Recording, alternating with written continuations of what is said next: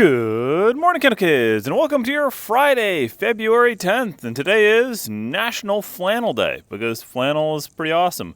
And kids today, they don't know about this flannel legend right here, so, you can ask an adult. Maybe they'll choose to tell you.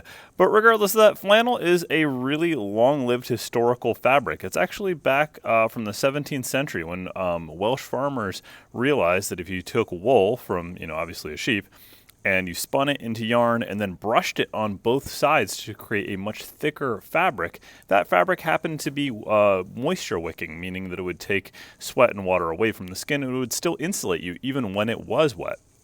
So it became a favorite of outdoorsmen and especially lumberjacks, because if you're outside a lot and you're sweating a fair amount or you're getting rained on, it's still going to do its job really, really well. And it was relatively inexpensive to produce.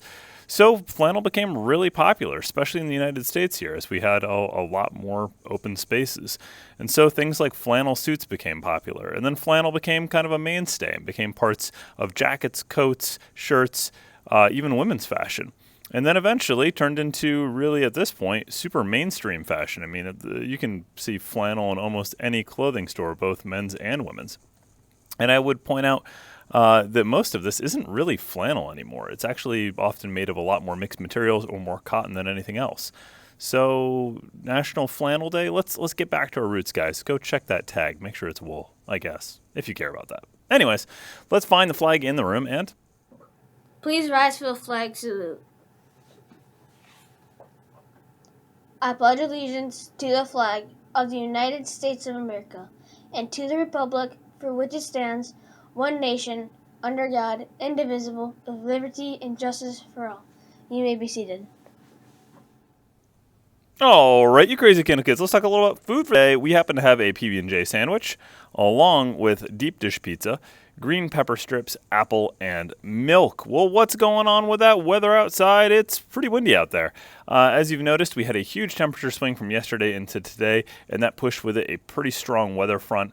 Got some clouds sitting overhead for today, and still on the warmer side for what it should be, 39 degrees on the high today, but that wind picked up through the night around midnight and then just carried over into the morning here, but it should be dying down through the morning, especially into later afternoon. Much calmer weather in your future. Tomorrow and Sunday bring some sunshine, but a little bit lower in temperatures up until later in Sunday, or on Sunday, excuse me. And then next week, if you look further into the week, towards Wednesday and Thursday, we will be pushing towards 60 degrees in February here. So that's quite unusual. So anyways, look forward to some really springtime weather coming up. But on top of that, this weekend happens to be Super Bowl weekend. So I'm not at all bitter about what happened with the Bills this season. But regardless of that, Damar Hamlin is supposed to be making a full recovery, in case it's something you really cared to know. And will probably be back playing with the Bills next season, which is really exciting. So there is always next season. Go Bills. Anyway, let's finish out our announcements. That Kendall mission statement. The mission of the Kendall Central School District is to provide the knowledge, skills, values, and attitudes needed by students to live responsibly and compete successfully in today's and tomorrow's world. Well, I hope you guys have a fantastic Friday and a great weekend. And if I don't get a chance to see it, remember to stay colorful, Kendall.